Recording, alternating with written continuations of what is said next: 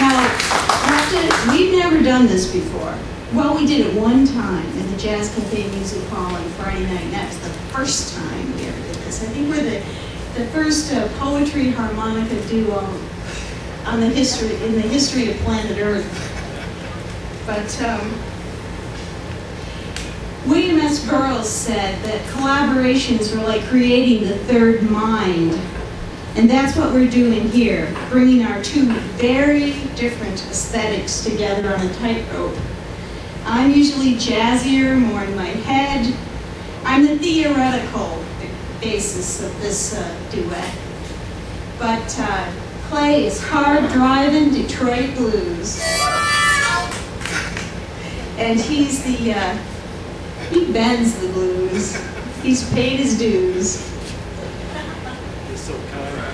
So this is our unholy marriage, our third mind.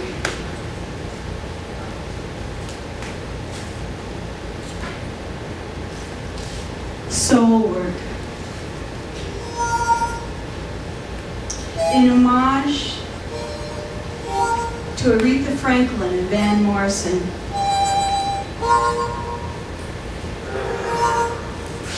here's some soul work for you, where the inner world, the invisible world, overlaps the outer, the material world, and so the shape of the invisible is illumined. A fierce no temperature heat is created, an inner burning, an outer bliss, an outer burning, an inner bliss. Making love is making soul, and I love the work. Invisible energy, dark light.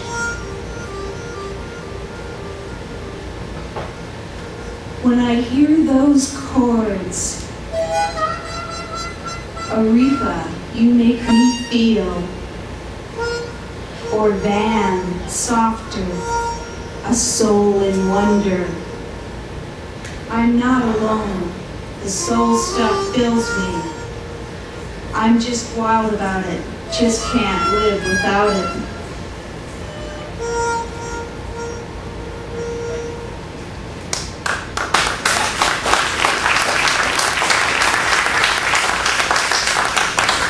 The Last Cowboy.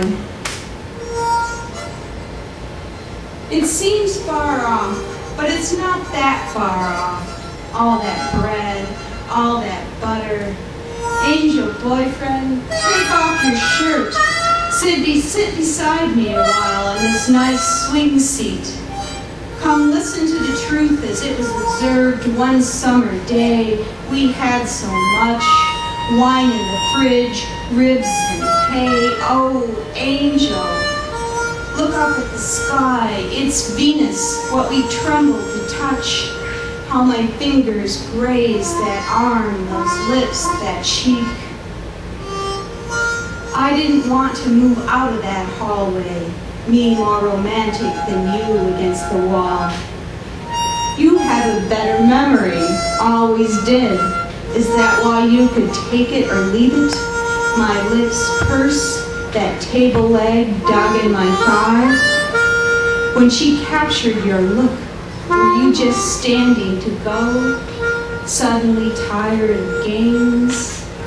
Still, we were children. You didn't know what sinister thing danced the abyss between us. The vast candy and I mooned over you. Angel boy, you wanted, grown up, to be a cowboy, but lately, nobody is what you are, riding an empty plane.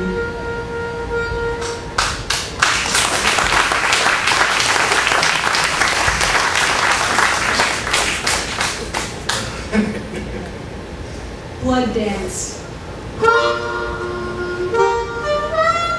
In the hot tub after the AIDS memorial, we die a little, and violin strings lift a sudden grain in the steam. The sky above us overcast as we churn the water, slowly dance our dizzy little scene. Set to Paganini, the waters blaze, brushes spread eagle, foam the color of blood, deep red caprice under pressure. Later, early morning, your ghost face gentle in the softened light, like a youngish, feverish Keats. Your presence suns through the diner windows, carving out plates, redefining the silverware, illuminating my shadow breakfast as you roll free of sky, head over knees.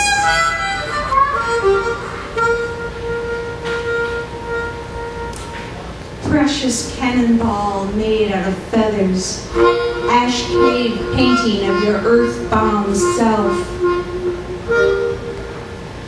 I need to describe this to you, make you see without telling, feel without touching, the sharp red pepper, my golden plate of eggs.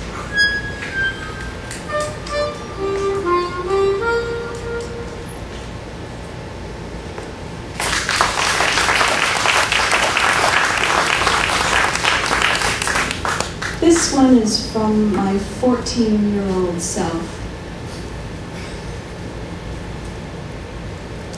Childhood radio signal in the alien Detroit night.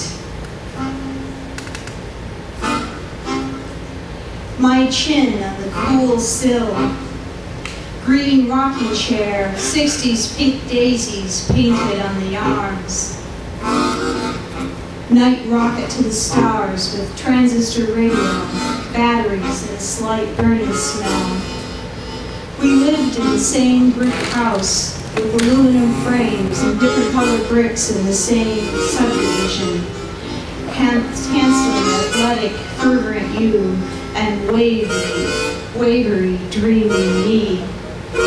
I had a flowering crabapple and a rock collection with crystals I could imagine came from the surface of the moon, while the woman next door had poodles, a tam, and décolletage. Your lawn had a lush, convex curve. My father also cleaned up, smelled good, but he never went anywhere that he wanted to go with my mother. As if she did not count, could not think, didn't know how to have a good time. I pondered, maybe Mom really didn't know what to do. Did women feel? Did they know what a good time was? Then what could I do if I was to be a woman, if it was inevitable? How could I stop the disintegration of personality, of character, of consciousness that came with the female body? Stop fecundity, the smell of grass and blood? That was new to me then. Sex seemed key, yet I hardly knew what it was. Did you, as you ran like an inspired automaton around the track? If a boy could talk to me through my body, I would still be human if still a girl.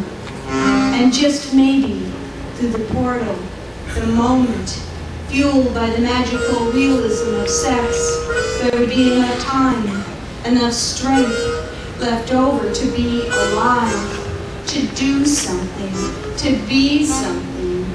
This is what I thought. My window, like a windshield, deflecting insects at warp speed, riding the night radio, keening frequency, low crackling sound. Gender misting the pavement and dark shrubs like dew. The whole street a big feature, haunted mothership to space.